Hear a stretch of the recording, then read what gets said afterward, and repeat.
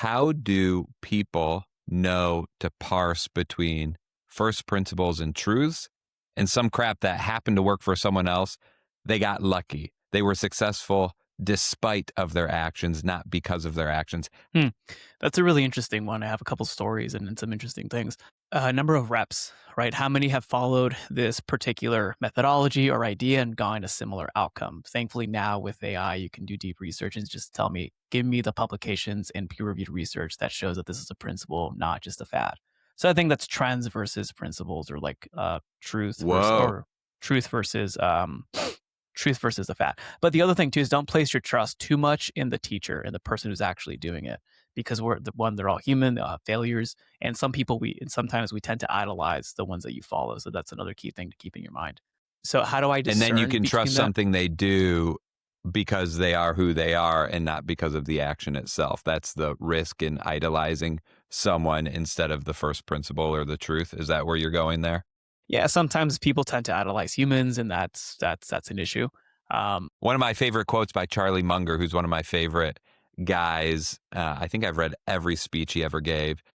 Warren Buffett's right hand man. He said, because Warren and I are really successful at one very small sliver of work, people trust us on everything we Everything. say. That's an And he issue. says, we're idiots outside of the small investment scope and the type of investing we do. We don't know much. And yet people hold it like gospel because it's all true here. And that taught me to identify someone who's an expert at something and to take their word on it for those things. Of course, trust but verify. But but if they're outside of their domain of expertise, they're just speaking on it like I would speak on it. Yeah, no, that makes a lot of sense, and we tend to do that a lot with culture, and like even people who have like been divorced 3 or 4 times, teaching people how to sustain a marriage. Time reveals all lies. So if you're going to listen Time to someone, reveals all lies. yeah, because in the moment it sounds good, they look good, they look successful, but you only have this one moment to make that decision. You should take the plethora of ideas around the field of what you're looking into, create your own concrete thoughts around it, because you also have thoughts. And ideally, you think in first principles and in elements, not on so frameworks. So it's a framework is a Platon, in my opinion, it's a Platonic idea around an activity. You take away the framework for it, and you can apply that framework everywhere else. That gift really is what the gift I have. I can take frameworks and put it in different analogies to different circumstances, customize it based on the situation, and make things happen. So that's one key thing. Time reveals all lies. Look at the frameworks. Look at the plethora of ideas in that given scope. I love the idea about repetition.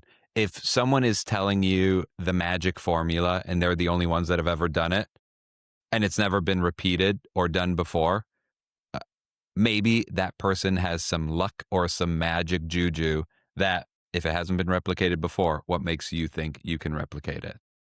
Well, yeah, that's also a different concept. But I like the Buddhist analogy of like there's I think there's 8 or blind men, and they're all touching different parts of the elephant, and they're telling you Yep. what part of the elephant it is. It's like, oh, it's the tail. Oh, it's a trunk, or what animal it is based on what they're touching.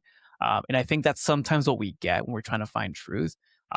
Now, there's also other ways to like open your eyes and see, oh, it's an elephant. But I think sometimes if you're in the fog of like a different concept, to try to get different peripheries, and then you create your own conclusion, because at the end of the day there is that leap of faith of what it actually is, but also based on the teacher or the person you're listening to, seeing their track record, and not just like the highlight reels, because a lot of the things online are highlight reels.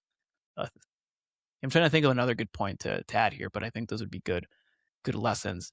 And also just thinking on your own, like creating your own ideas based on what you learn. And as in the beginning, to be honest with you, I just heard good ideas, like, oh, that makes sense. And I just did them and they worked. So I'm like, okay, cool. Let me build my knowledge base through that. So you don't have to do super critical thinking. If it's too much for you right now, just follow good ideas based on principles that make sense, that don't like overlay any moral or ethical boundaries, and execute, get feedback, and then make your own judgment.